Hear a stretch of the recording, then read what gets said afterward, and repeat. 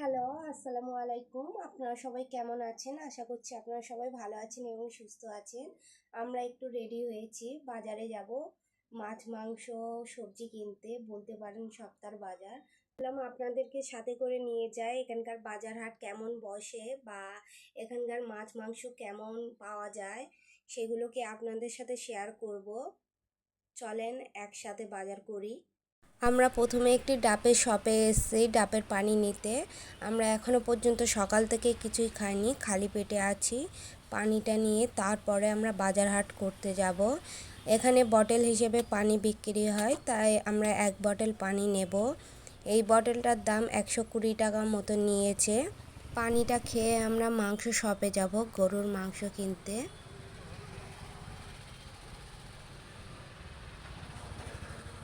এই সব থেকে মাংসটা কিনবো, ওখানে একটু বড় সাইজের মাংস পাওয়া যায়, গরুর মাংস, তাই আমরা ওই সব থেকে প্রত্যেকবারে কিনি। এখন এখান থেকে মাংসটা নিয়ে নিয়েছি 1 কেজি মতন, 350 টাকার মতন নিয়েছে। আমরা এখন গাড়িতে তেল ভরে নিচ্ছি, গাড়ির তেল শেষ হয়ে গেছে। গাড়ির তেলটা ভরে আমরা মাছের বাজারে যাব। মাছের বাজারটা একটু দূরে আমাদের রুম থেকে। আমরা মাছের বাজারে চলে এসেছি মাছ নিতে। এখানে মুরগিও পাওয়া যায়, কেটে হলুদ মাখিয়ে এখানে বিক্রি করা হয়, এখানকার মানুষরা খায়। এখানে পাইকারি দামে মাছ বিক্রি করা হয়, এখান থেকে আমরা প্রত্যেকবারে নিয়ে যাই। এখানকার মাছের ভ্যারাইটি একটু কম আমাদের কলকাতার থেকে। এখানে এসে যে মাছটা পছন্দ করি ওটাই নিয়ে চলে যায়, কেননা এখানে ভ্যারাইটি অত নেই যে আমাদের যেটা ইচ্ছা হবে আমরা সেটা এসে কিনতে পারবো, এখানেও সেটা পাওয়া যায় না। উনি একটা মাছ পছন্দ করেছে, ওটাই নেব। এই মাছটার নাম আমি জানি না, হাজবেন্ড জানে।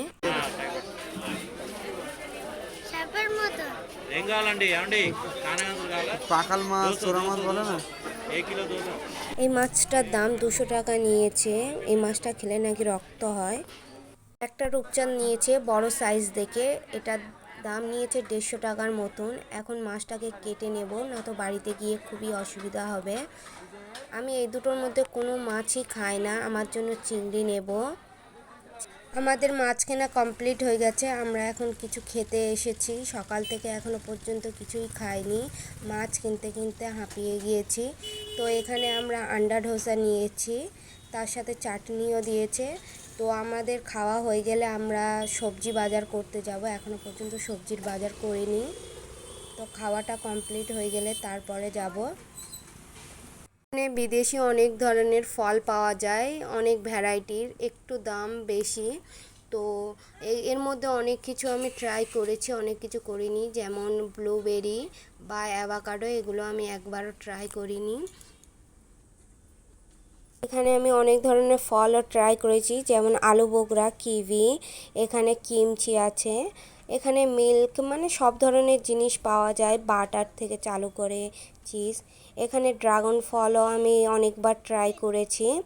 আমি একবারও ব্রোকলি ট্রাই করিনি, ফুলকপির মতন দেখতে অনেকটা। তো একবারও আমি ইউজও করিনি এগুলো, একবার অন্তত ইউজ করব। মেয়ের জন্য জুস নিচ্ছি, মেয়ে বায়না ধরেছে জুস খাওয়ার জন্য। তো ভ্যানিলা ফ্লেভারের মিল্ক জুস নিলাম একটা, ও তো নিয়ে অনেক খুশি।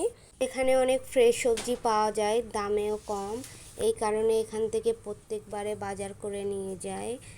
তো আমরা এখানে নিয়েছি 5 কেজি মতন আলু। আর আদা রসুনটা নেব না, আদা রসুনটা বাইরে থেকে নেব। তো পেঁয়াজ নিয়েছি এখানে 3 কেজি মতন। কাঁচকলা দেখতে পেয়েছি কিন্তু উনি নিতে দেয়নি, কাঁচকলা খাবে না বলল। তো আমি এখান থেকে বেগুন নেব একটা। এখানে আমি 1 কেজি মতন মিষ্টি আলু নিয়েছি। আর এখানকার এই সবজিটার নাম আমি জানি না কি বলে। তো এখানে হাজবেন্ড সবজি নিচ্ছে, এই সাইডে সব সবজির সেকশান, সব ধরনের সবজি এদিকে পাওয়া যায়। মেয়ে এদিকে একটু বদমাইশ করছে, ওর বদমাইশ করতে খুবই ভালো লাগে। এই সাইডে ফলের সেকশান, একটু দাম বেশি। তো আমরা এখান থেকে ফল কিনি না, বাইরে থেকে কিনি, জাস্ট সবজি কিনি আমরা এখান থেকে, কেননা সবজির দামটা একটু কম এখানে, এই কারণে। এই সাইডে আমলকি, কাঁচা আম, তেঁতুলও পাওয়া যাচ্ছে। আমরা আমলকি আর লেবুটা নিয়েছি। হাজবেন্ড এখন এখান থেকে শসা নিয়েছে 3টে। তো একদম ফ্রেশ সবে লাভিয়েছে। তো আমাদের বাজার কমপ্লিট, এখন আমরা বিল করতে যাব।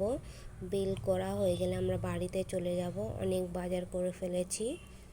আমরা এখন বাইরে থেকে আদা রসুনটা নিয়ে নিচ্ছি, ওখানে দাম একটু বেশি ছিল, এখানে কম। এখন আমরা পেয়ারা নিচ্ছি, এই পেয়ারাটা একটু কচকচে আর ভিতরে লাল দানা, এই কারণে।